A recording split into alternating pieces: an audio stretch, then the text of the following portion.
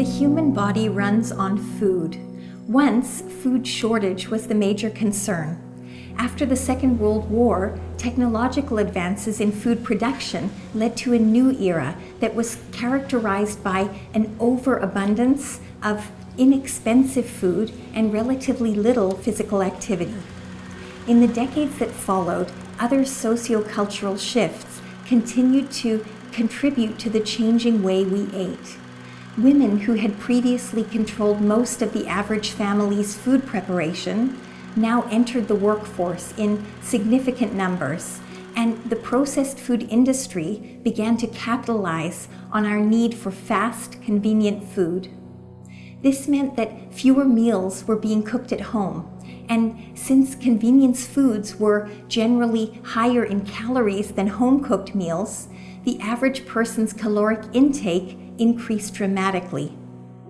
Academics studying the intersection of food and health, like Michael Pollan, have written extensively about the implications of this cultural shift on the way we eat today. To the extent we outsource our food, first we eat less healthy food, more salt and fat and sugar, but we also eat more food because processed food is often designed as snack food and marketed to us as a way to eat continually through the day.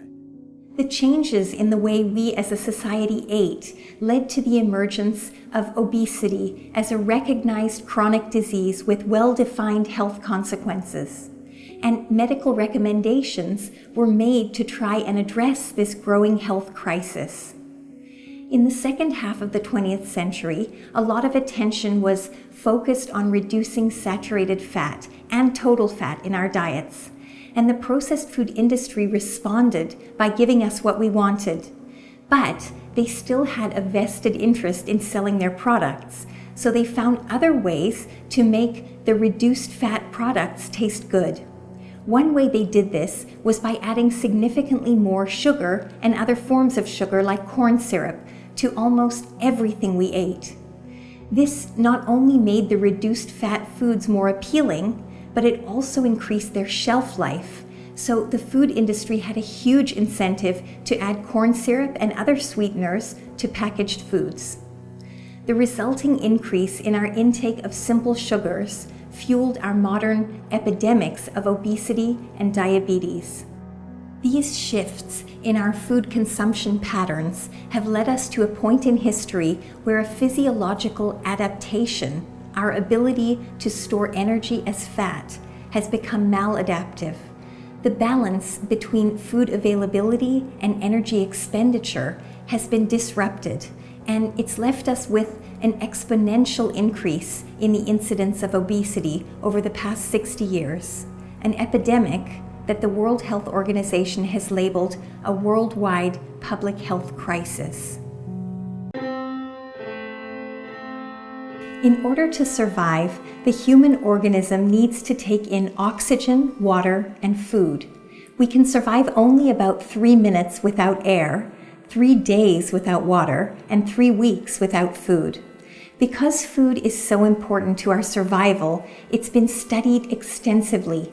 And since 1827, when a British physician by the name of William Prout first proposed that humans need 3 macronutrients to survive, physicians, scientists, and increasingly the general public have been trying to figure out exactly how much of each of these nutrients will optimize our health.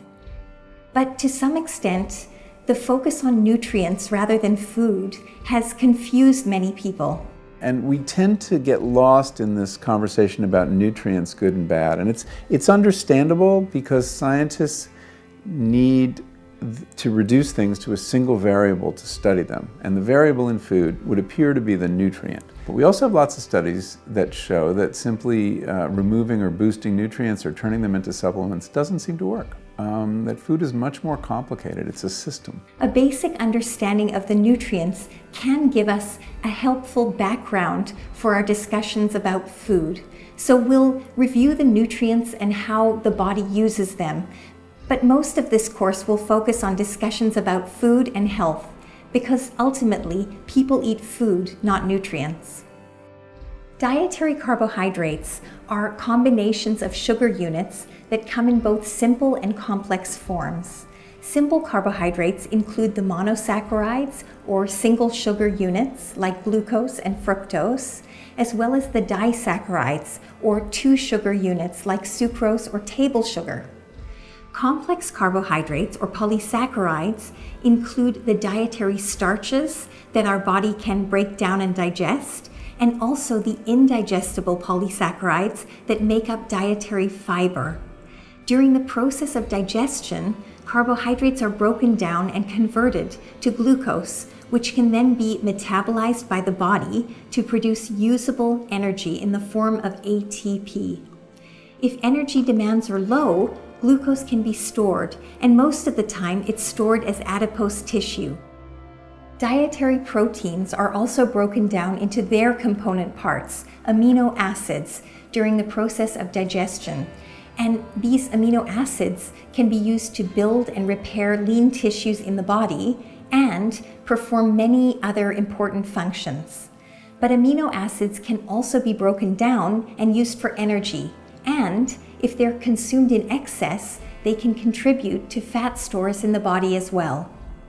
Dietary fats can also be broken down into smaller components and used for energy, or they can be stored as adipose tissue depending on our energy needs. Fats are the most energy-dense storage form, providing 9 calories of energy for every gram, and alcohol provides 7 calories per gram. In contrast, carbohydrates and proteins provide only 4 calories per gram. This is one of the reasons we've evolved to store excess nutrients as adipose tissue, and this brings us to the underlying physiologic cause of overweight and obesity.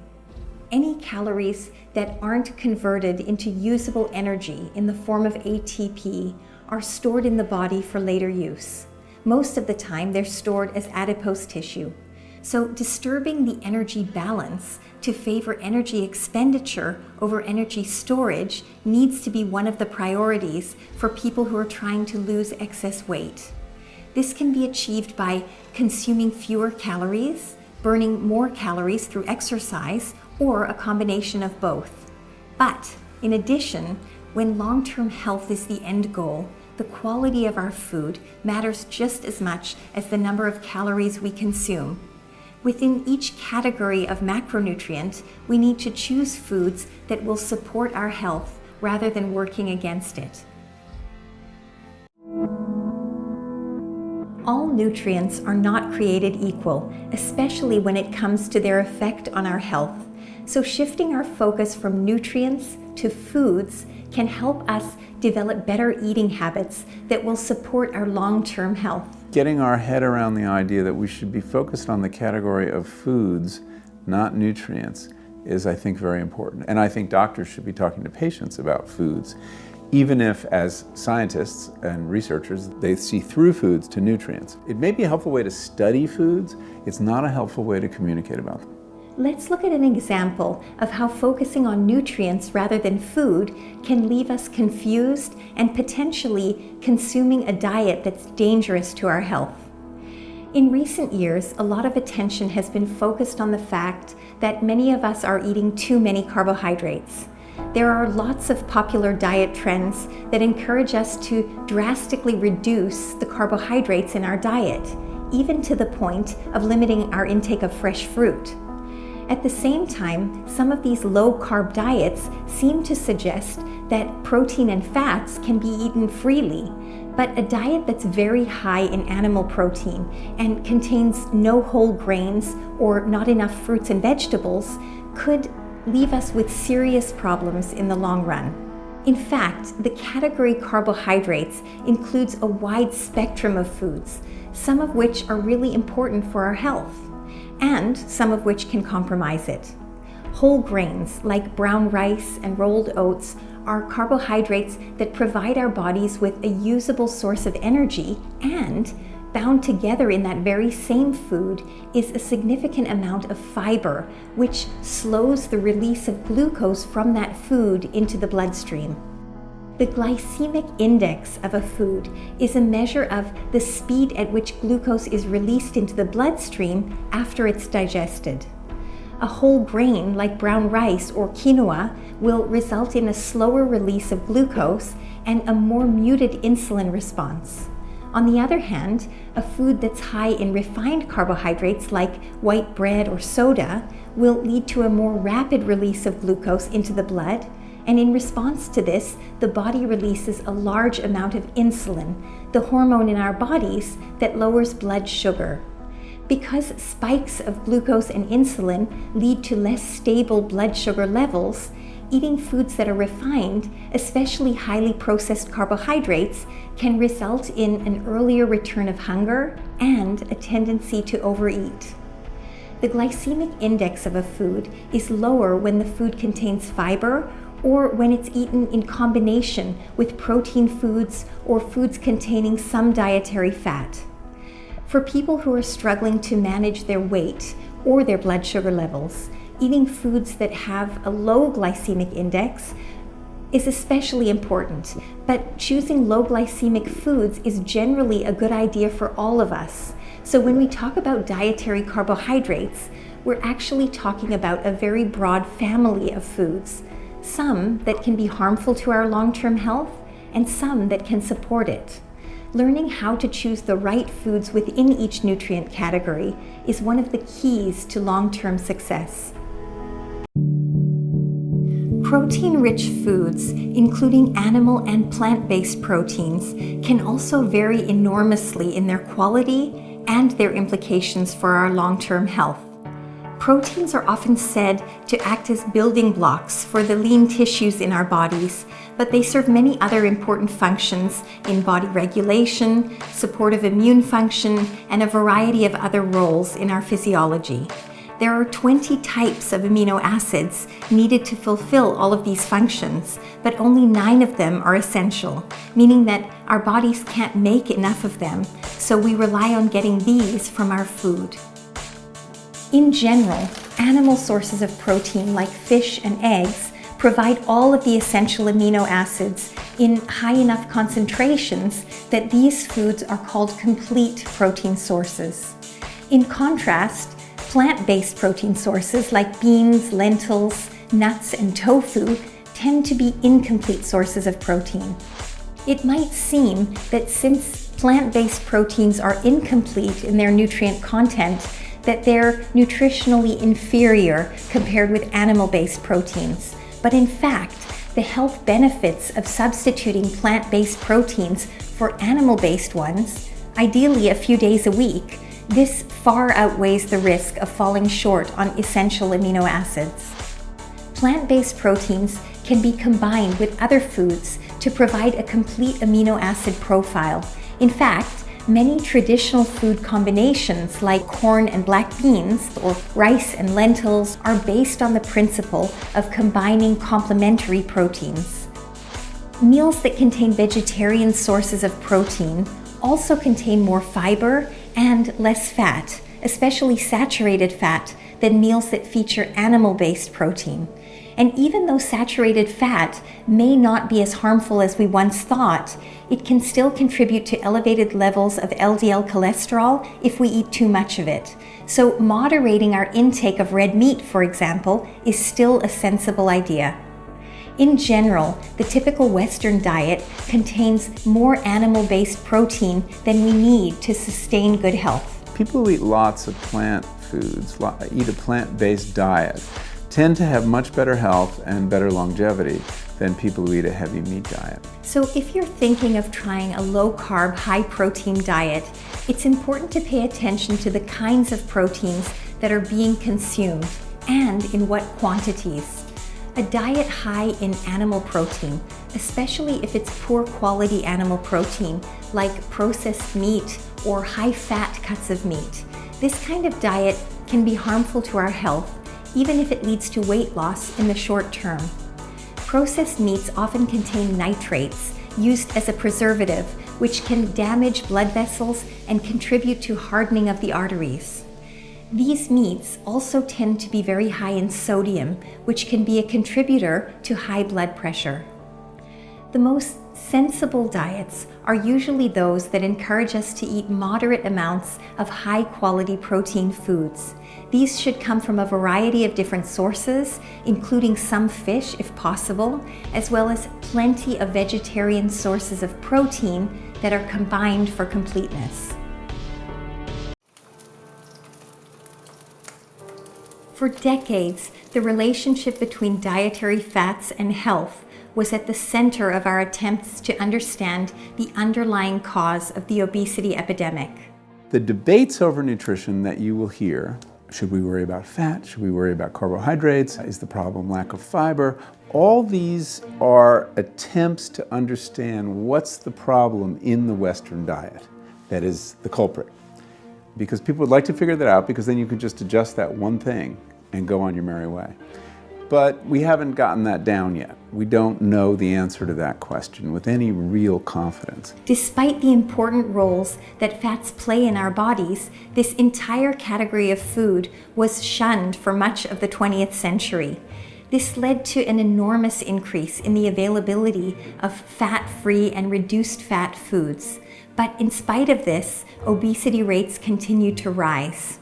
Today, rising awareness about the difference between the so-called good fats and bad fats have allowed this important part of our food supply to make a comeback. But once again, the pendulum threatens to swing too far in the opposite direction. Dietary fats can be divided into two families, the saturated and the unsaturated fats. Saturated fats get their name from the fact that their fatty acids are saturated with hydrogen molecules. This means that they can lie flat and pack together densely, so that saturated fats tend to be solids at room temperature. Animal fats, like lard and butter, are good examples. In contrast, the fatty acids that make up unsaturated fats are kinked in places where double bonds between the carbon atoms cause the chains to be less saturated with hydrogen.